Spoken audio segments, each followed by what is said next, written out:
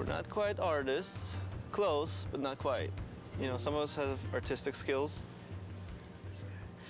But, we're not quite programmers either, although we do write code, right? Once again, not so much this guy. And tech art helps make the stuff, and we help people use the stuff. Because without us, nothing would get done. There's a huge gap between the engineering guys or the coders and just regular artists. So we kind of bridge that gap. Artists don't understand binary. When a programmer comes over and he's like 00101, just goes one ear in one ear and out the other, right?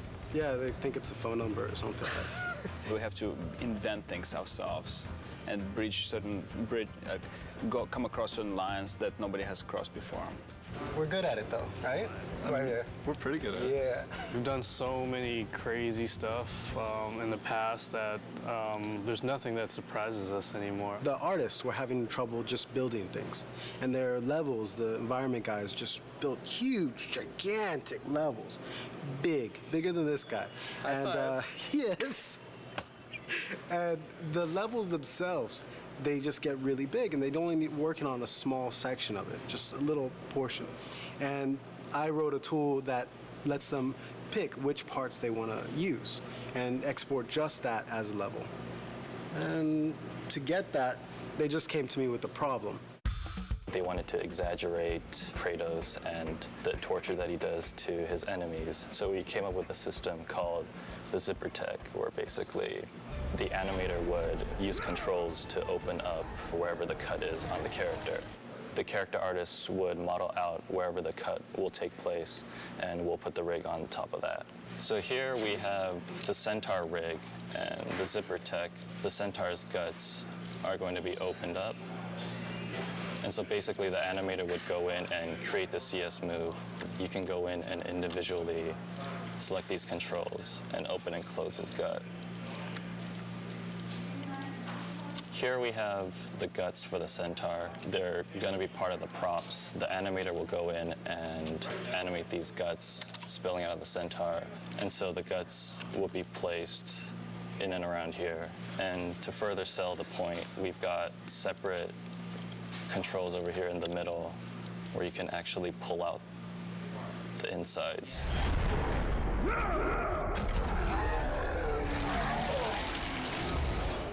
From God of War 2 to God of War 3, we've used dynamic simulation more and more to do more secondary animations on the characters, whereas before on the previous games, the hair would be stiff or the cloth would be stiff. They would be kind of modeled into the creatures. Now we're actually adding motion to those pieces, so you will see hair kind of moving, you'll see cloth kind of moving. Towards the end of the previous game, I, in collaboration with Jason Minters, had created this dynamic system that uses the Maya hair system to drive a series of joints.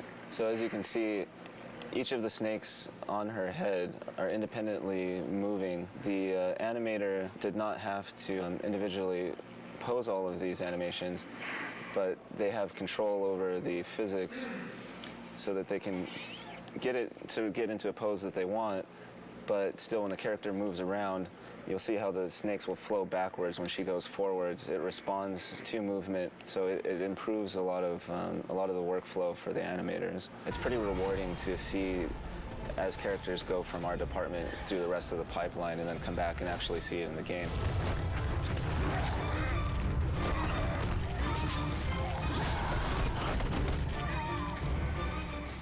So what I received here is a model of Kratos. What I'm doing is adding the wrinkle in his facial expressions. It's being driven by the actual joints in his skeleton. So as you can see, as I lower the joints, his wrinkles go away, and just like a real human, as the joints move up, the wrinkles start to show up on his face. That's some of the new technology that we're putting into the characters and Kratos. Here I have another example. If I lower his shoulder, you can see veins start popping out and striations start popping out on his shoulder. So not only are we putting this technology into his face, but it's also going to be in his body. In the beginning, Yuri kind of got a little freaked out when he got the project because, you know, it was one of those things where it was like, okay, you need to work on this thing, this crazy tail rig that will do everything that we need to get done in this game. There's 4 of us on the team, and we all kind of took a stab at it. And, you know, it was kind of an iterative thing, but Yuri definitely solved the problem. What we see here is the battle between Kratos and Medusa's trying to constrict Kratos. The idea the rig can do dependent and independent motions. You can rotate one section at a time, I can move one control at a time. So now, for example, here, I'm affecting this part of the rig, and I'm also affecting controls that are right next to it. Things are stretching, and things stay in place or not. I think the key to it is that it's, for an animator, it's very easy to use. We can use it on many types of different creatures, tails, ropes, hair. In God of War 2, there was a creature Kraken, and that thing had huge tentacles. And Matty, he was lead animator and game lead animator back then.